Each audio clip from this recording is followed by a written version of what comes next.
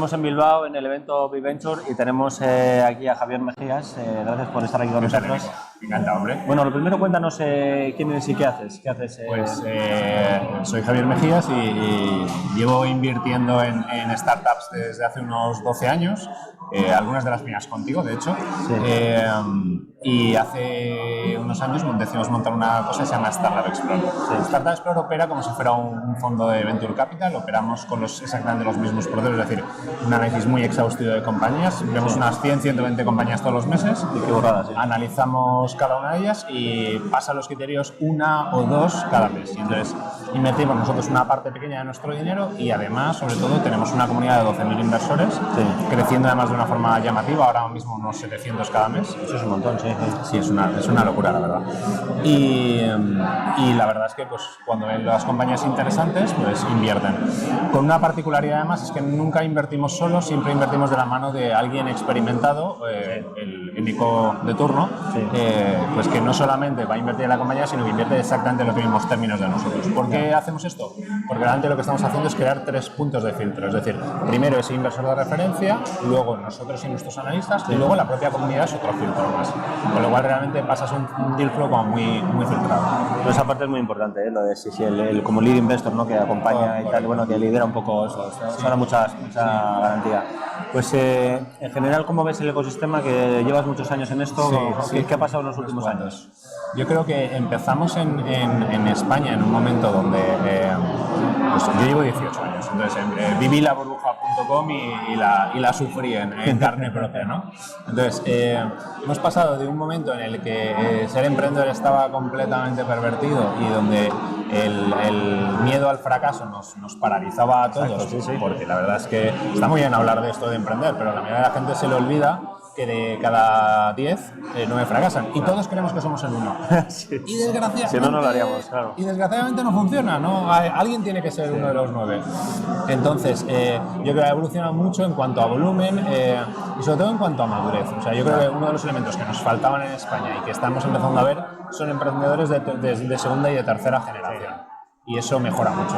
Es importante en un ecosistema que haya, pues eso, la rueda empieza a rodar cuando el emprendedor vende y sigue invirtiendo en startups, eso es muy importante. Y se generen las mafias, ¿no? Yo soy muy fan del concepto este de que al final, si tú coges y miras qué compañías salen de exfundadores y exempleados de Tuenti, te das cuenta que casi todas las grandes compañías de ahora tienen en alguno de los puestos directivos a alguien. Y no porque Tuenti fuera mejor ni peor, sino porque al final el hecho de que seamos capaces de crear grandes compañías actúa a la vez como semilla de otras grandes compañías. Sí. En Barcelona esto pasa con un grupo Intercom que la mayoría de los grandes emprendedores han salido de ahí, al final es una buena escuela. ¿Qué te parece? Se habla de que ahora muchos emprendedores de éxito empezaron alrededor de los 40 o 45 cuando, en lugar de pues, a los 20 y tal. ¿Cómo ves la edad de los emprendedores en el éxito del Estoy completamente de acuerdo porque tengo 43 tacos, ¿vale? No. Yo también, por cierto. El mejor año, joder. No, hablando en serio. A ver, emprender, yo siempre lo digo y la gente piensa que estoy siendo malo, emprender es un asco.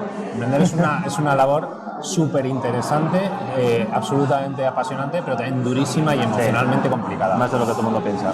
Efectivamente. Entonces, claro, si tú esto lo ves desde un punto de vista recién salido de la uni, sin demasiada experiencia y demás, pues desde luego tienes poco que perder y eso es bueno.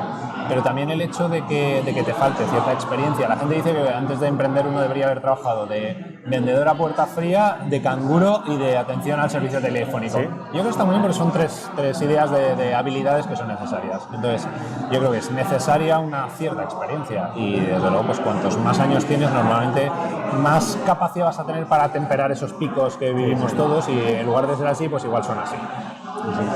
El ecosistema español es más maduro porque hay emprendedores más buenos, hay más dinero, pero en general ves que en España hay más espíritu emprendedor, ha evolucionado ese espíritu en los últimos años. Sí, y además para mí es uno de los grandes necesitados en este país. Sí. Yo siempre me he cabreado mucho cuando todo el mundo quería ser de mayor el próximo Operación Triunfo o el próximo futbolista.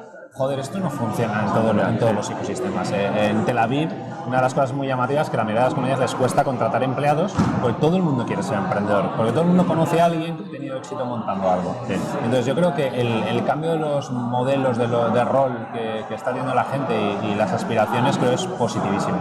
Sí. ¿Ves también eso, más ambición o más gente que quiere ser más internacional? ¿Las startups tienen más foco internacional en general?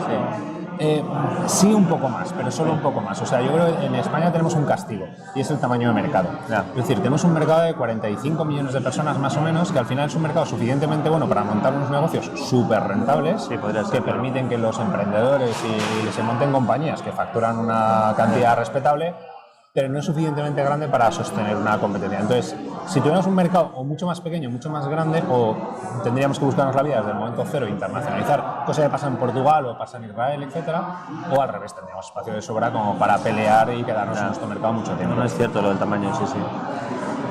Siempre se ha comentado que cuando hablas con un emprendedor es que no hay dinero, que mal está todo, y cuando hablas con inversores es como, es que no hay proyectos, hay mucho dinero, no hay proyectos. ¿Por qué pasa esto? Esto es súper frustrante cuando estás en los dos lados, ¿eh? Porque al final, cuando eres emprendedor, realmente, de verdad, la sensación práctica es que no hay dinero. Sí. Y o sea, hay muchísimo dinero. El problema es que ese dinero muchas veces no está buscando cosas como lo que uno está haciendo. Y desde el lado del inversor pasa exactamente lo mismo. Es decir, nosotros ya te digo, vemos 100, 120 compañías. ¿Que esas 100, 120 compañías son malas? ¿Las 100 menos una o dos? Ni de broma. No. O sea, y esto es una de las cosas que yo creo que tienen que entender muy bien los emprendedores. Que un inversor te diga que no quiere decir que tu proyecto sea bueno. Te pueden decir 20 tíos que no quiere decir que tu proyecto no sea bueno. Lo que quieren decir es que no encajan mis criterios, que este año ya he invertido mucho en tu sector, que resulta que invierto en cosas más tempranas, que invierto en cosas más tardes, que por lo que sea ahora no tengo capital, que es una de las cosas que a la mayoría de la gente se olvida. Hay veces que los inversores no tienen capital para invertir. Eso es cierto, sí. Y entonces hay mucho dinero. El problema es que lo difícil es hacer que surja ese match. Muy bien, oye, pues muchas gracias por estar aquí con nosotros. Encantadísimo.